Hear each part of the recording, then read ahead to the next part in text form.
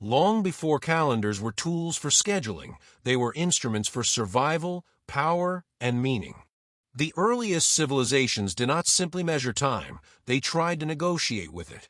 Seasons determined harvests, floods decided famine or abundance, and the sky appeared to move with a regularity that suggested intent. To early observers, time was not abstract. It was something that acted on the world. The first true calendar systems emerged in the river civilizations of Mesopotamia and Egypt, where agriculture depended on predicting seasonal cycles with increasing precision. These societies noticed that celestial bodies, especially the sun, moon, and a small set of bright stars, followed repeatable patterns. By aligning human activity to these patterns, civilizations believed they could reduce uncertainty in an unpredictable world. In Mesopotamia, early Sumerian and later Babylonian scholars developed a lunisolar calendar, combining lunar months with solar years. Months began with the first visible crescent moon, a detail that mattered deeply because clouds or dust storms could delay observation. Timekeeping was therefore never fully mechanical. It required interpretation, judgment, and authority. Priests became timekeepers, and timekeeping became governance. But this calendar was more than administrative. The Babylonians believed celestial movements reflected divine intent. Eclipses, irregular lunar cycles, or mismatches between lunar months and agricultural seasons were not treated as errors, they were messages. A misaligned calendar could signal divine displeasure or an approaching crisis. As a result, the act of intercalation, adding an extra month to realign the year, was not merely technical. It was political and theological. In Egypt, time was anchored to the stars. The annual flooding of the Nile was preceded by the heliacal rising of Sirius, a stellar event that occurred with remarkable regularity. This led to one of the first purely solar calendars, divided into 365 days. Yet even this system contained an error. The true solar year is slightly longer. Over centuries, the calendar drifted slowly out of alignment with the seasons. Instead of correcting it, Egyptian society accepted the drift, treating time as cyclical rather than corrective. Eternity mattered more than precision. This reveals an important distinction. Ancient calendars were not optimized for accuracy alone. They were optimized for meaning. Time was circular, repeating ages rather than advancing toward a fixed endpoint. History did not progress, it echoed. This worldview made prophecy not only possible, but inevitable. If time repeats, then future events already exist in some earlier form. From this belief emerged the earliest prophetic thinking. Calendars did not just say when to plant or harvest, they suggested when things must happen again. Floods, dynastic collapses, golden ages, and cosmic resets were all understood as phases within a vast temporal rhythm. Human agency mattered, but only within boundaries set by cosmic order. Modern science would later strip calendars of their metaphysical weight, reframing them as measurement systems. But the psychological residue remains.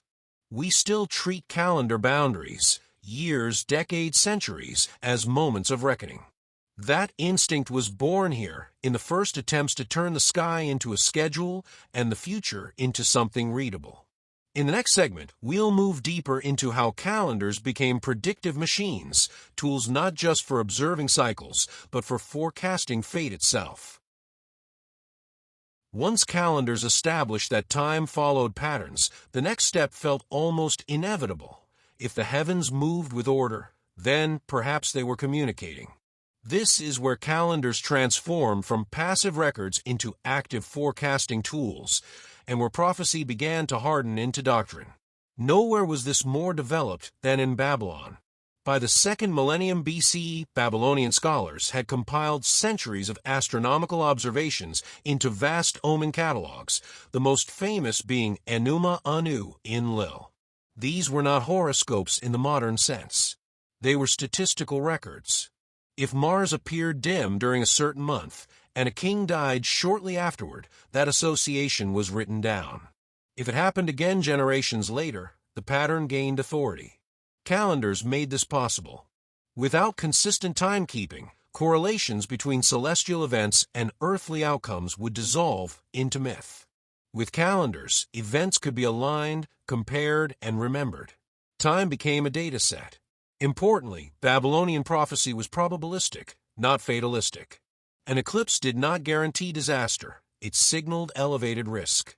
Kings often performed substitution rituals, temporarily placing a proxy king on the throne during dangerous periods. If calamity struck, it would fall on the substitute, sparing the true ruler. In this way, calendars didn't eliminate uncertainty, they structured responses to it. This marks a crucial shift. Prophecy was no longer purely divine revelation. It became procedural. Priests acted as analysts, interpreting celestial inputs through calendrical frameworks.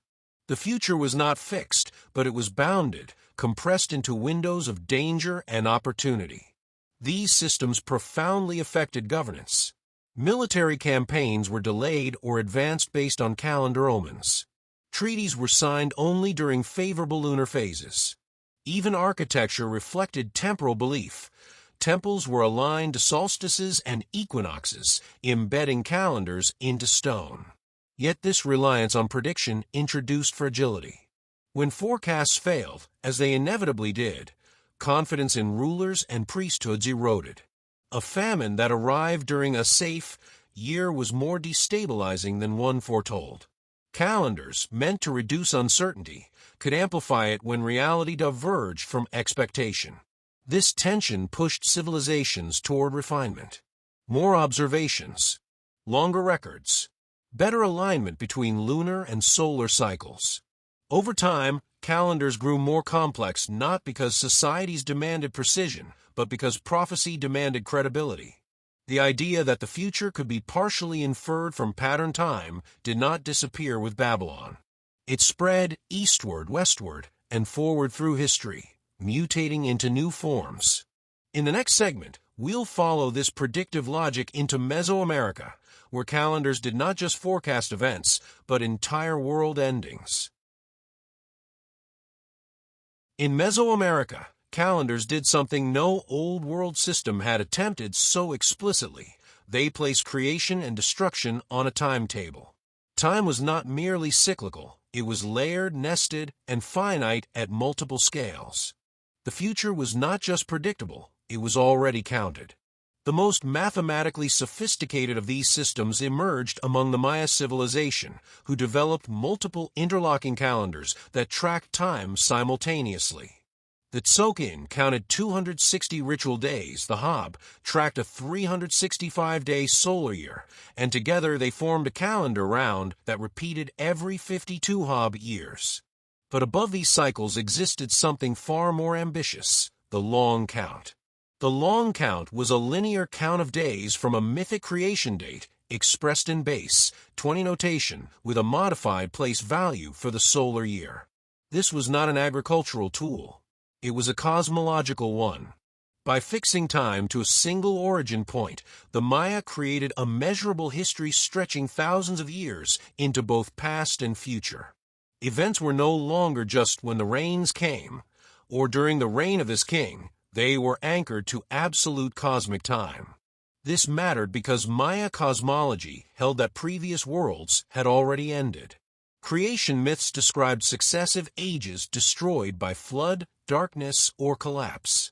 The calendar did not predict these destructions in the modern sense. It remembered them as inevitabilities within cosmic rhythm. The future was dangerous not because something might go wrong, but because cycles eventually exhaust themselves. What modern audiences often misunderstand is that the much-discussed end of a major long-count cycle in 2012 was not treated by ancient Maya texts as an apocalypse. It was a rollover, like an odometer resetting. Inscriptions from sites such as Tortuguero reference future dates far beyond this point, implying continuity rather than annihilation. Yet prophecy still played a role. Certain backed-in endings were believed to thin the boundary between worlds, making divine intervention more likely. Kings staged monuments and rituals on these dates to align their rule with cosmic renewal. Time was legitimacy. The technical brilliance of the Maya calendars lay in their error tolerance. Despite lacking telescopes or modern instruments, the Maya calculated solar years, lunar cycles, and planetary motions with remarkable accuracy. But precision was not the goal. Synchronization was. The calendars allowed society to move in rhythm with the cosmos, reinforcing social order through shared temporal belief. When the Maya civilization fragmented, their calendars did not vanish. They survived in ritual use, oral tradition, and later reinterpretation. In the modern world, fragments of these systems were reassembled, often incorrectly, into apocalyptic narratives that said more about contemporary anxieties than ancient intentions. This pattern will repeat throughout history. Ancient calendars resurface in moments of uncertainty, repurposed to explain an unsettled present. In the next segment, we'll turn to the old world again, where time was moralized and the future became a judgment. As calendars moved westward into the Mediterranean and Near Eastern worlds, their function subtly but decisively changed. Time was no longer just cyclical or cosmological, it became moral. The future was not merely something that unfolded, it was something that judged. This shift is most visible in the ancient Hebrew calendar tradition that emerged in the cultural crossroads of Levant. Unlike the great cyclical systems of Egypt or Mesoamerica, Hebrew timekeeping fused a lunisolar calendar with a linear historical narrative. Time had a beginning, a direction, and, critically, an end that meant something. Months were still tied to lunar cycles, and years were realigned with solar seasons through intercalation.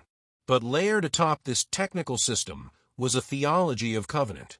Certain dates were not just markers of recurrence, they were anniversaries of divine action. Passover did not merely repeat, it recalled liberation. The calendar became a moral archive. From this structure emerged a new kind of prophecy. The future was not forecast through celestial mechanics, but through ethical calculus. Disobedience would bring catastrophe. Alignment with divine law would bring restoration. Prophets did not say when disaster would occur in precise calendrical terms, they said why. Time was conditional. This worldview profoundly altered how societies understood collapse.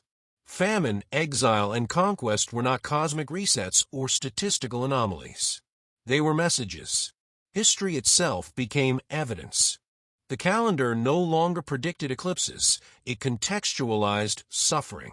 As these ideas spread and evolved, especially during the Second Temple period, a more explicit apocalyptic timeline emerged. Texts began to divide history into symbolic eras, weeks, ages, or kingdoms, each moving inexorably toward a final reckoning. This can be seen in works later incorporated into or associated with traditions that would shape Christianity, where linear time culminates in judgment, resurrection, and renewal. Here, prophecy became telescopic. The immediate future remained uncertain, but the ultimate future was fixed. Calendars were no longer expected to predict harvests or floods. They framed expectation itself. The end would come, but only after time had fulfilled its moral purpose. This model proved extraordinarily durable. It survived empires, translations, and technological revolutions. Even as calendars became more precise, the idea that history is running out of time lingered. Deadlines gained existential weight. Dates became thresholds.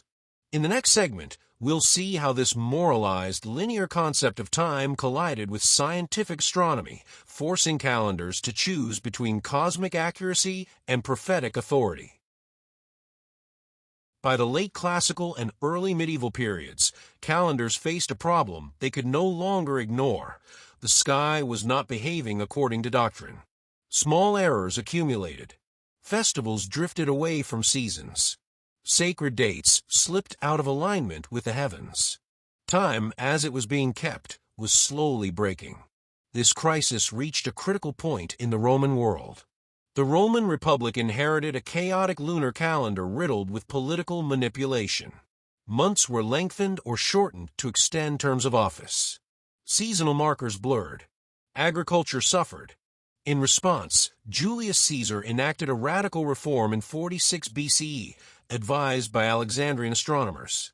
The result was the Julian calendar, a purely solar system with a fixed year length and leap days inserted at regular intervals. Technically, this was a triumph. The calendar became predictable, stable, and largely immune to political tampering. But it came at a cost.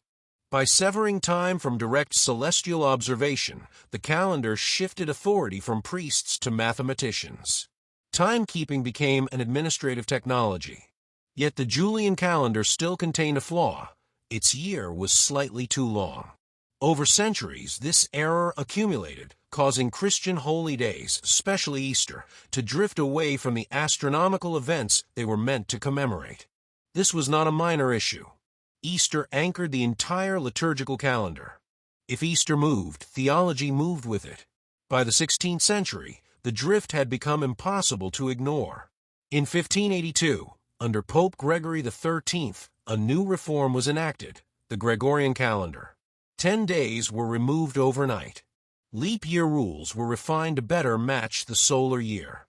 The fix was scientific, but its acceptance was political and religious. Some regions adopted it immediately. Others resisted for centuries, suspicious of papal authority embedded in time itself. This moment is critical for understanding modern prophecy.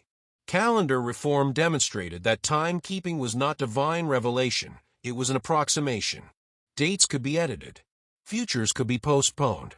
Apocalyptic expectations tied to specific years lost credibility when years themselves proved negotiable. And yet, prophecy did not disappear. It adapted. Instead of fixed dates, predictions shifted toward eras, signs, and accelerating trends.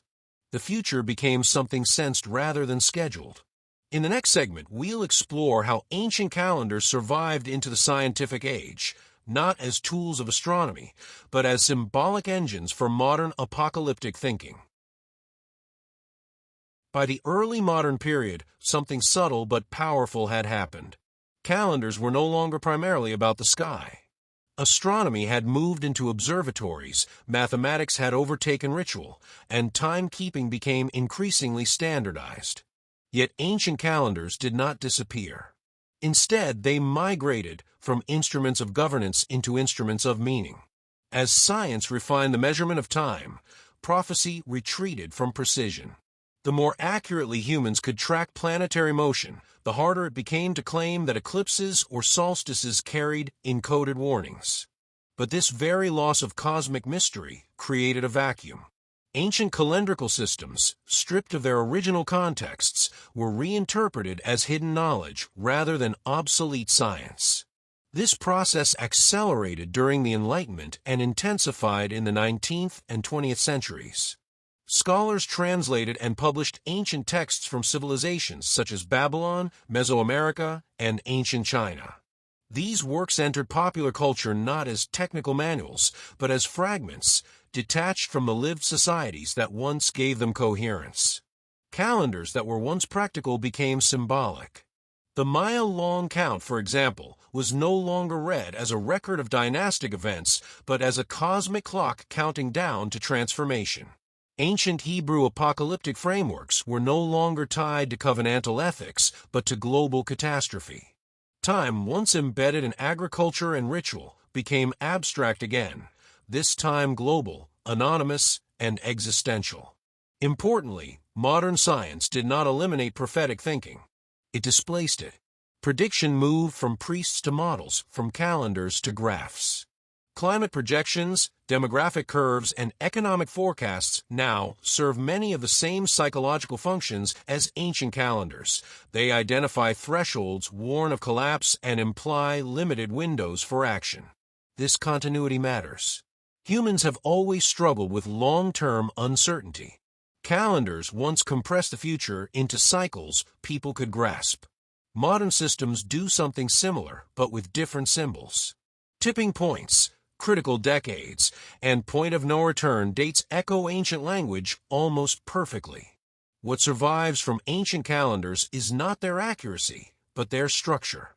They divide time into meaningful segments. They suggest inevitability mixed with agency. They offer the comfort of pattern in the face of chaos.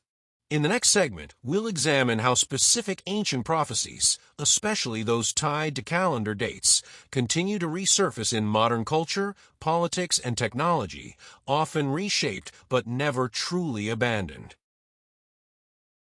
When ancient calendars re-enter modern consciousness, they did not do so quietly. They returned as countdowns. In moments of social stress, technological upheaval, or environmental uncertainty, dormant calendrical prophecies tend to resurface, often sharpened into precise end dates that feel both ancient and urgent. One of the clearest examples is the modern fixation on the Maya long count cycle ending in December 2012.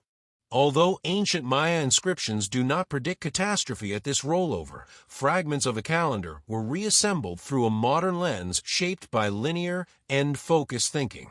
The calendar was treated less like a cyclical odometer and more like a fuse. This reinterpretation followed a familiar pattern. A complex ancient system is simplified. Its technical context is removed. What remains is a date, clean, absolute, and emotionally potent. The future becomes legible again, even if inaccurately so. Similar dynamics appear in reinterpretations of apocalyptic timelines derived from traditions associated with Christianity, where symbolic numbers, eras, and generations are repeatedly mapped onto contemporary events.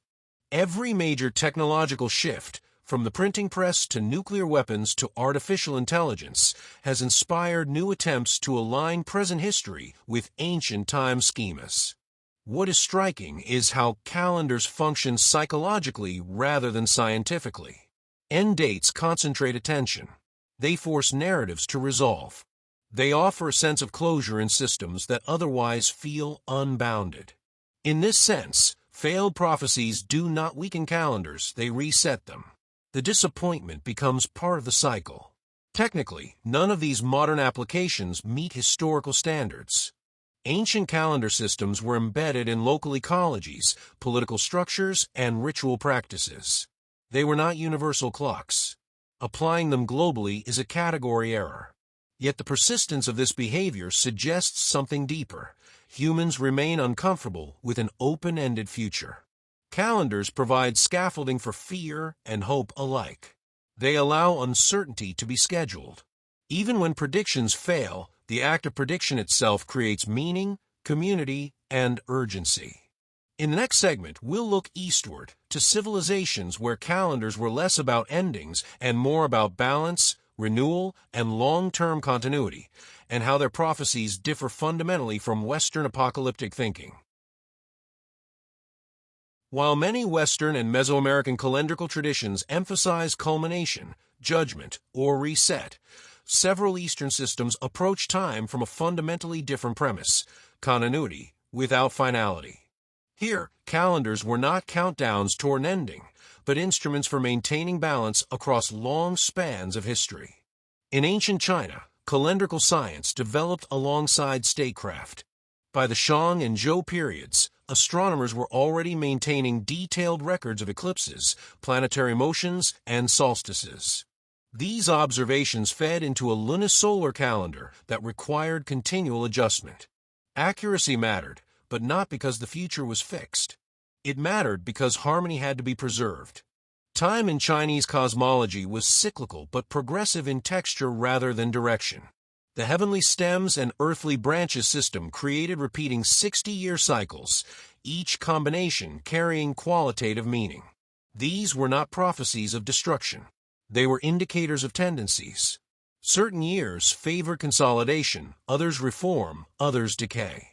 This worldview framed prophecy as diagnosis rather than prediction. If imbalance accumulated, corruption, ecological stress, or social unrest, calendrical irregularities were seen as symptoms. Eclipses did not foretell disaster. They signaled that something was already misaligned. The famous concept of the mandate of heaven depended on this logic. Dynasties did not fall because time demanded it. Time reflected their failure. Similar long-cycle thinking appears in Indian calendrical systems, which track vast cosmological periods known as yugas. These cycles span hundreds of thousands to millions of years. Human history occupies only a thin slice. Collapse and renewal are not dramatic endpoints, they are background processes. Prophecy here is almost geological in scale. The technical consequence of these systems is important. When time horizons are immense, urgency dissolves. There's no singular end date to fear. Instead, there's a continuous obligation to maintain balance within one's era. Calendars guide behavior, not expectation. Modern societies often struggle to absorb this perspective. In a world driven by deadlines, quarterly reports, and election cycles, infinite or near-infinite time feels alien. Yet echoes of these traditions persist in modern environmental thinking, sustainability models, and long-term planning frameworks. As ancient Eastern calendars are revisited today, they are often reframed as antidotes to apocalyptic anxiety. They suggest that the future is not something to race toward or escape from, but something to inhabit responsibly. In the next segment, we'll examine how all of these ancient time systems, cyclical, linear, apocalyptic, and continuous, have merged into the modern global calendar, and what prophecies still quietly linger within it.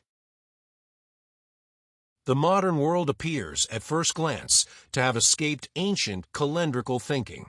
Time is standardized, synchronized by atomic clocks, coordinated across satellites, and regulated down to fractions of a second.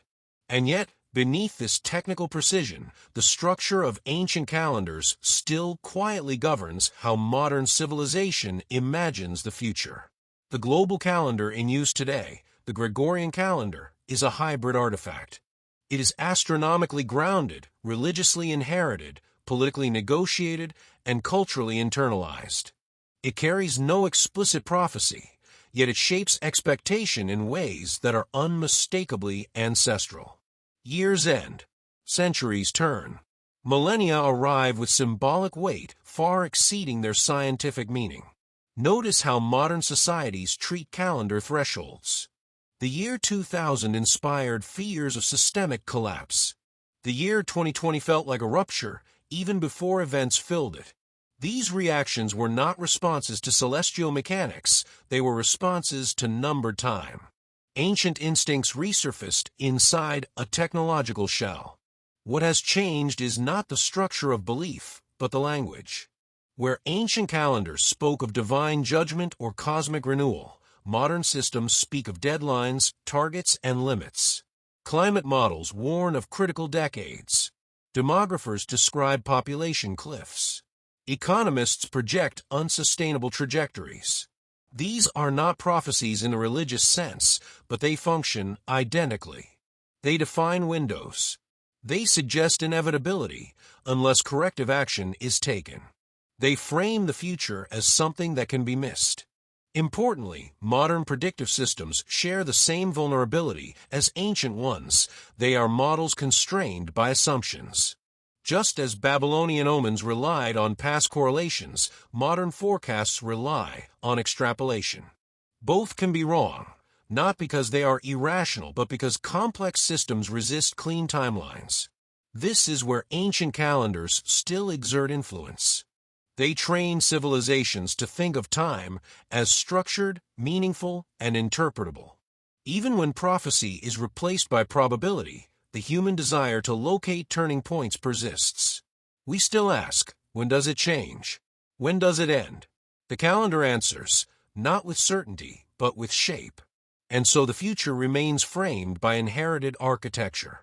We do not merely move through time, we move through calendars, each one embedding expectations about growth, collapse, renewal, and responsibility. In the final segment, we'll step back and ask the hardest question of all. If ancient calendars were attempts to make the future legible, what do their surviving prophecies say about the one still ahead of us? Across every civilization that built a calendar, one shared assumption persists: the future matters enough to be structured. Whether carved into stone, tracked on bamboo strips, or synchronized by atomic clocks, calendars are attempts to compress uncertainty into something survivable.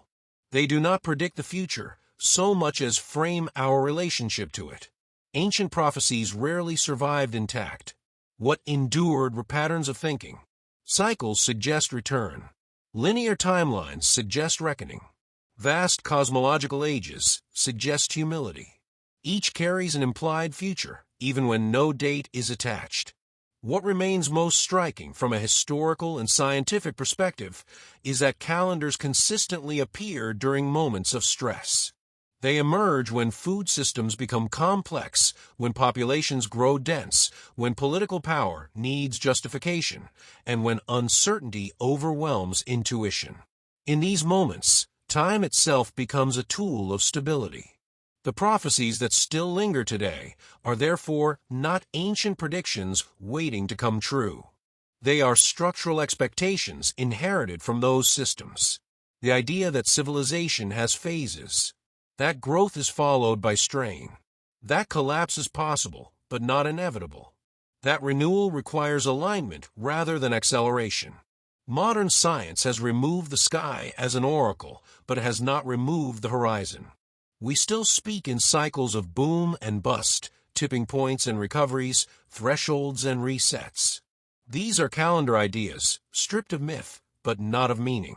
If there is a future prophecy embedded in ancient calendars that still applies, it is this: societies that treat time as infinite tend to exhaust it. Societies that treat time as sacred tend to manage it carefully.